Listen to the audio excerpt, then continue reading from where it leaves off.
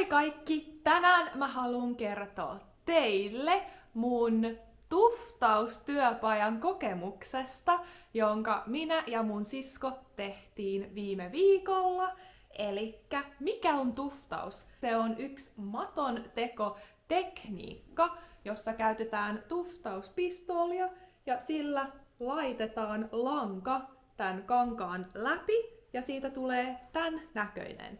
Eli toisella puolella on tää kangas. No, tää kangas me liimattiin tähän, mutta mä kerron teille, minkälainen tää tuftauskokemus oli ja mitä siellä tehdään. Miten tämmönen matto tehdään? Eli kiitos tosi paljon Anxing Studiolle, joka kutsui mut ja mun siskon heidän studiolle Myyrmäessä, joka on Vantaalla, kokeilemaan heidän tuftaustyöpajaa. Tekin voitte kokeilla tätä muuten, jos te käytte heidän nettisivuilla. Niiden kalenterista sit näkee kaikki niiden vapaana olevat työpaja-ajat. Kun me ekaksi saavuttiin sinne tuftaustyöpajaan, niin Nikita kertoi meille kaikki ohjeet, miten tää tehdään, koska minä ja mun sisko me ei olla ikinä tehty tämmöstä mattoa, tai ei olla kokeiltu tuftaamista ennen, niin tää oli meidän eka kerta. Eli ainoa juttu, mikä meidän piti tehdä etukäteen, oli valita, minkälainen matto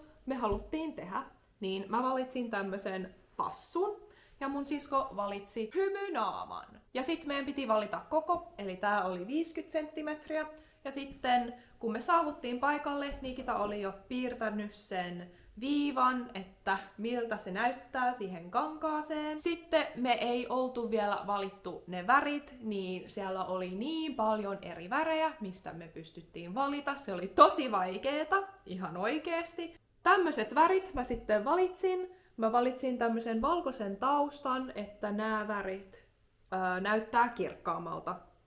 Ensiksi mä ajattelin ruskeeta, koska Sydneyn tassu on ruskea, mutta sitten ajateltiin, että ehkä se näyttää vähän tummalta ja nämä värit sitten ei näytä niin hyvältä ja värikkäältä tässä matossa, niin sitten me vaihdettiin se idea valkoiseksi. No, tämän jälkeen me sitten alettiin se itse tuftaaminen, eli meillä oli se tuftauspistooli ja sillä me sitten tälleen laitettiin se lanka tästä kankaan läpi. Se oli aika vaikeeta alussa, koska piti koko ajan vähän miettiä, että miten kovaa painaa sitä kangasta. Mulla oli vähän vaikeuksia, että en painanut tarpeeksi kovaa, mutta sitten siihen tottuu ja sitten se helpottuu aika nopeasti. Se tekniikka on mennä pelkästään ylöspäin tai sivuttain. Ja sitten me työskenneltiin pari tuntia tämän parissa, kun me oltiin vihdoin saatu kaikki värit ja kaikki kankaat valmiiksi. Sitten me saatiin nähdä, miltä se matto näyttää. Niin sen jälkeen me tehtiin trimmausprosessi. Eli me trimmattiin tämän maton päältä, että ne näyttää siistimmältä ja hienommalta. Kun me saatiin kaikki trimmaukset valmiiksi, niin sen jälkeen käännettiin matto taas ja liimattiin se takaosa. Ja ettei mikään osa ala lentelemään minnekään, mutta matto pysyy hyvin kasassa. Se kyllä tuntui aika hauskalta laittaa muovihanska käteen ja sit upottaa koko käsi sangolliseen liimaan ja sit vaan ottaa kourallinen liimaa käteen ja sit vaan laittaa se siihen maton päälle ja liimata se koko juttu. Se oli kyllä aika hauskaa. Siinä kohdassa aikaa oli kulunut jo noin 4-5 tuntia, niin me lähettiin, koska siinä sit kestää jonkin aikaa, että tää liima kuivuu. Ja sitten parin päivän päästä me tultiin takaisin. Tällä kertaa en ole ihan varma, mitä me tehdään, mutta me saadaan se matto tällä kertaa kotiin mukaan. Niin yritetään löytää nyt, tai no, me yritettiin löytää se viime kerralla, mutta tällä kertaa me tiedetään, mihin me mennään. Eli tää toka työpajapäivä on paljon lyhyempi, ja mitä meidän piti tehdä silloin, oli leikata se matto siitä alkuperäisestä kankaasta, koska se kangas oli siinä, tiedätkö, auttamassa meitä tuftaamaan, mutta eihän me haluta sitä koko juttua meidän mattoon, niin me leikattiin se kangas meidän maton muotoiseksi. Eli tästä me leikattiin. Ja sitten sen jälkeen me liimattiin tää takakangas tähän taakse, koska tämähän on matto, se menee yleensä lattialle, niin se on hyvä, jos siinä on joku kangas siinä takana, että no se näyttää paremmalta ja sitten se pysyy ehjänä paremmin. Ja sitten sen jälkeen me taas trimmattiin nämä maton reunat. Eli tästä trimmattiin, että se on silleen vähän sileä ja pyöreä, ja sit se näyttää paremmalta myös. Viimeisenä oli niin kutsuttu obsession phase, koska kuulemma ihmiset vois käytännössä käyttää satoja tuntia tässä vaiheessa, koska ainahan pystyisi löytämään jotain korjattavaa. No, mä en oo tämmönen OCD-ihminen. Mä oon yleensä, se on ihan good enough, se on tarpeeksi hyvä.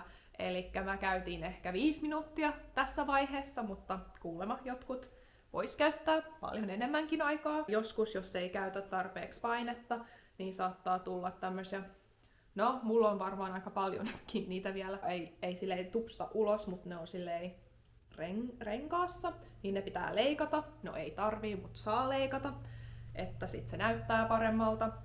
Ja sitten tämmöisiä pieniä korjauksia, mutta jos tää on lattialla, niin eihän kukaan niinku tälleen tuu kattoo sun mattoa. Ja hei, tässä on niinku yksi lankaanpala, joka ei ole leikattu hyvin. Ja hei, tässä on yksi lankaanpala, joka on ihan pikkasen pitempi tai korkeammalla kuin muut. No, eihän kukaan tolleen tee, niin en mä siitä niin paljon piitannut.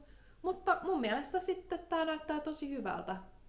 Mun mielestä ainakin. Moi, eli me just saatiin meidän matot valmiiksi. Tässä on mun siskon matto, täältä näyttää. Ja tässä on mun tassumatto.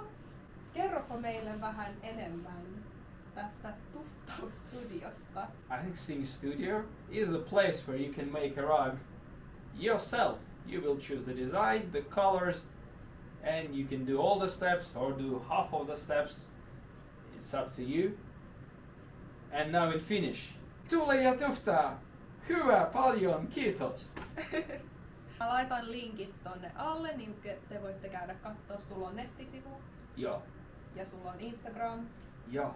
Ja ihmiset voi kysyä sulta lisää sieltä. Joo, kysymyksiä ja me käytämme paljon maksutapoja. E-passi, Smartum, MobilePay. Joo. Hyvä. Monta vaihtoehtoa. Joo. Milloin teillä on näitä työpajoja? Me teemme melkein joka viikonloppuna. Ja se voi olla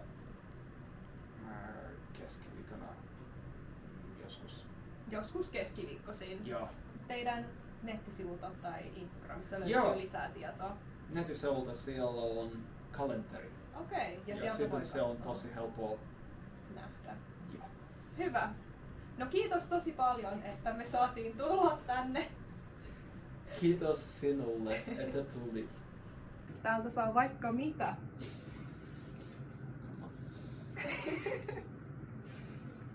Jos tuleekin vähän nälkä, kun tekee mattoja.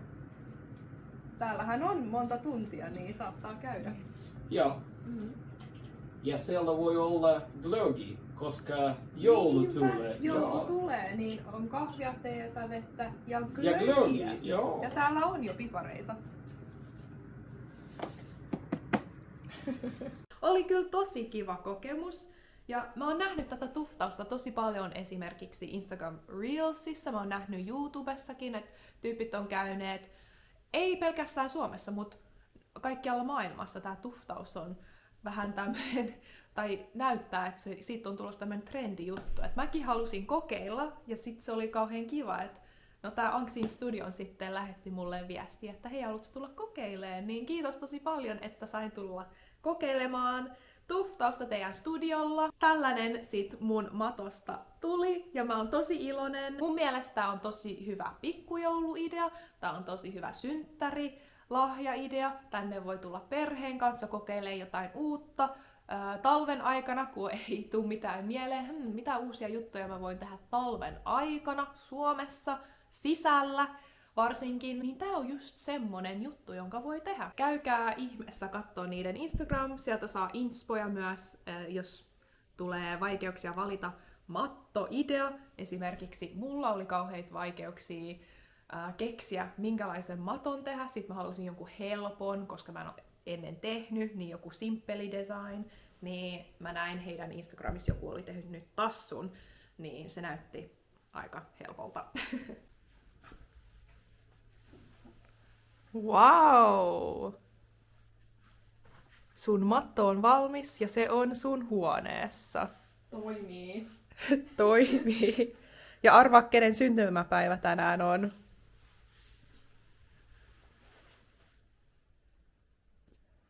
Mun siskon syntymäpäivä on tänään, niin kommentoikaa hyvää syntymäpäivää. Jee! Ja tältä se näyttää. Aika hieno. Mitkä värit sä valitsit? No kaikki nämä värit. Et ekaksi mä valitsin varmaan keltaisen ja tää niinku purppura. Sitten tää oli kans niinku aika varma. Sitten me vaihdettiin tää niinku...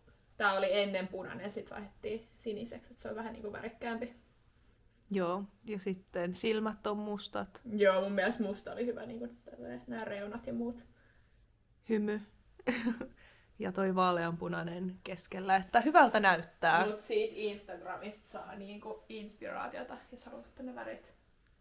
Totta. Jos ei osaa itse päättää, että mä kyllä katsoin niinku siitä.